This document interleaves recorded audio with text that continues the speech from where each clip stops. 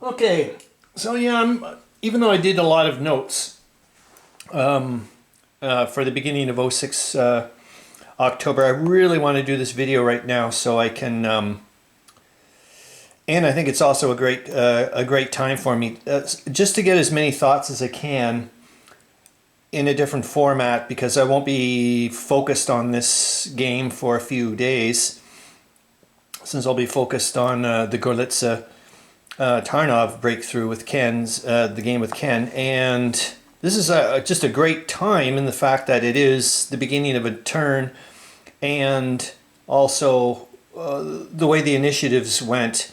This is the first time now that the Austrians and the Germans are going to be coordinating their moves so much that it's now from now on in it's just going to be a Central Powers turn versus the Russians' turn. And for me to also remind myself for later, I'm using this. Oh, and I just found out today that I've been misspelling Kattowitz.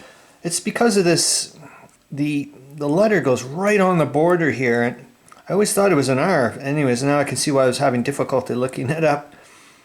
More information on it. Anyway, so I'm using this marker that I made up just for obvious reasons because the rail is so important. I think I mismoved one. I had to move that over here, but anyways, deal with that later. So yeah, I decided to use a bit of rail and some lumber, obviously, to fix the rail, help fix the rail line, and then I didn't have any coal, but the graphite should do enough just to, for the industrial area.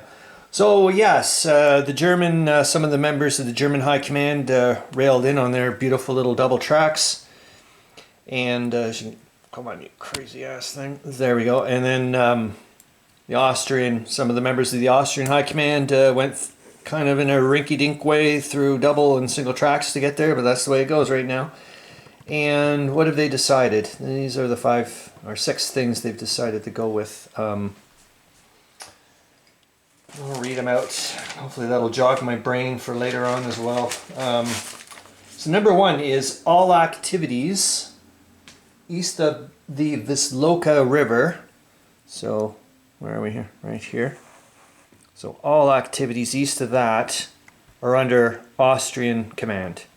So for obvious reasons. So, but they're also giving up a chunk. I mean, I'm not saying it's getting annexed or anything like that. I'm not saying that. But they're giving up a huge amount of territory that they're not going to be under direct military control to the Germans. And the reason why is the Germans kind of, in a way, don't really trust them at the moment. And for that reason, don't want to keep looking behind their back or behind their shoulder while they're dealing with the other stuff, which is going to be their bit of the Kattowitz conference. So number 2 is Austrian command will adhere to the Bereyevich dictum. And here's the number 2 bit, which the Germans wanted added in or amended to the document, which is and not deviate under any circumstances. So they want the Austrians to stick to a defensive posture and stick to it. So that way it's going to be extremely difficult for the Russians to hopefully get towards Przemyśl and Lemberg. And here we go with the other bits. So number 3, yeah, it's all Austria right now in a way, but tough bananas. And then it'll start, I mean, obviously somebody else is going to have to get their bit. Yeah, sorry. I added this little fuzzy bit to one of my journals because, oh, it's so comfy.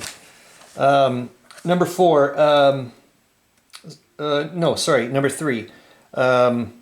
Austrian command to send one corps or 4 full-strength brigades to the Tri-Town area. Remember, that's what I called Tarnov, Krakow, and Kattowitz.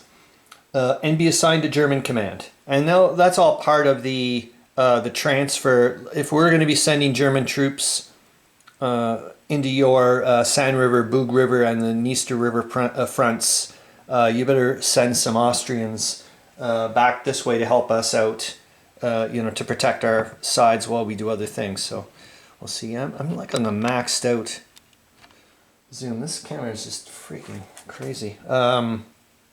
What else? Number 5. German command. Oh, sorry. Number 4. Did I say that one? No, I haven't. I don't think. German 4. 4. German command to send 2 corps or 8 full-strength brigades to be assigned to Austrian command. So that'll be the ones that'll be obviously to bolster and help with the retreat. Number 5, German command will transfer supply, and in game turns that's 10 supply points for me, to Austrian command upon the resumption of operative rail status between Kattowitz and Tarnov. So let's get it down there. You can see, I think you can still. Yep. So there we go. And number 6 is Austrian command will resume sending reinforcements immediately to Kattowitz. Now that they do have a somewhat, I mean, now that Kattowitz is under, you know, there's no longer under Russian threat. They don't have to send all their troops, you know, detoured to the Tisa River Valley things. But they are going to, the way I'm doing it in game terms is, these troops that arrive in Kattowitz will be assigned to German command as well. And so the way I'm going to do it in game terms is half of the Austrian reinforcements from now on in the game will be going to Kattowitz, and the other half will be taking the Tisa River rail system to get to rail lines to get to Przemyśl.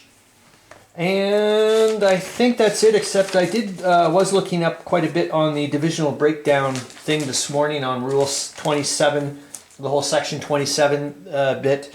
And I was under the false impression that divisional breakdowns and all that was done during the recombination replacement phase, and therefore I thought, okay, they have to get towards headquarters. But no, it says in Section 27.1, a division may divide into component regiments or brigades at the beginning of any movement phase.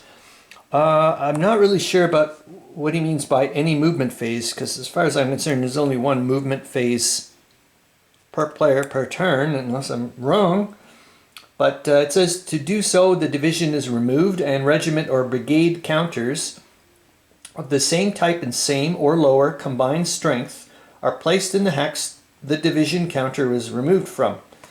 And this is where all these little bits, and when I was looking up at the map again, I started going, you know what, this could be a really interesting time, like for the Russians in many ways, and well, for the whole game, because I think for sure in the next turn or two, there's an excellent chance that the Russian 10th Army is going to be surrounded and destroyed. I think there's a pretty darn good chance the same thing could be happening with the Russian 4th Army. But the nice thing is that I know for the 4th Army as well, they've got a lot of troops. They've only got 4 supply points. But I think there's an excellent opportunity. I may see something I haven't seen yet, which is a breakthrough, which will be fantastic to see, because I think that's these guys are screwed. The 10 supply points are not even, they're still in a supply wagon beside the headquarters, for crying out loud. And there's not very much here. So here's my reasons why I think, the Russians are in a heck of a lot of trouble. Well, one is that the Germans are already in great position to surround Łódź. As you can see, they're already bringing in more troops in too. They can use divisional breakdown to increase the counters on the board and thus increase enemy zones of control. Holy moly, man. It's going to be nuts, as far as I can see. 3, many German troops, as we know, have 5 movement points. And I'm telling you that 1 extra movement point works out so much, so many times. It's just, you just need that 1 extra movement point because of the inhibiting terrain and, you know, obviously entering an enemy zone of control. And just sometimes that 1 extra movement point, it's like you can get the German there. And you can't do it with other ones, obviously. 4, German troops, and lots of them because of their massive rail capacity, can use rail to move vast distances and also entrain and detrain in enemy zones of control. So there's, you know, a potential for quick placement of units to surround large pockets and not even have to use supply, for crying out loud. That is just like, wow. As far as I can see, that's amazing. And after all this, I could see, when you look at that, so what would that mean? That would leave Warsaw, the Second Army, in a lot of trouble. I think they would start considering, oh, maybe we'll have to start withdrawing a bit. The First Army would still be out of supply, and I think they would be in, maybe they could also go. What I'm saying is that when I start looking at it in the bigger picture here, and remember, the Germans are also considering doing, stripping their fortresses in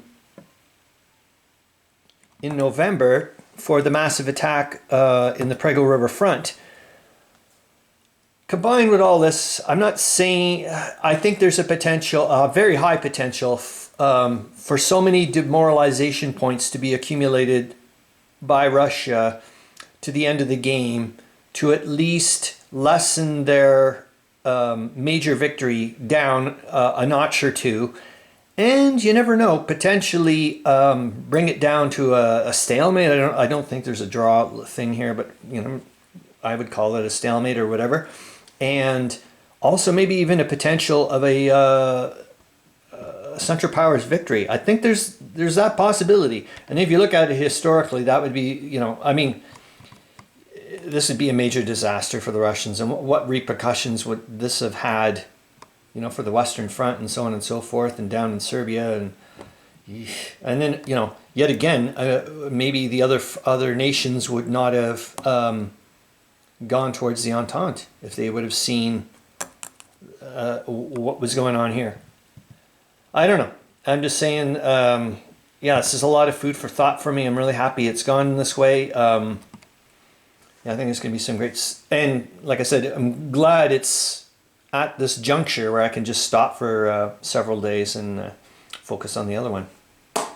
Oh my gosh, and supposedly the kick-ass computer is supposed to arrive tomorrow, so that'll be great.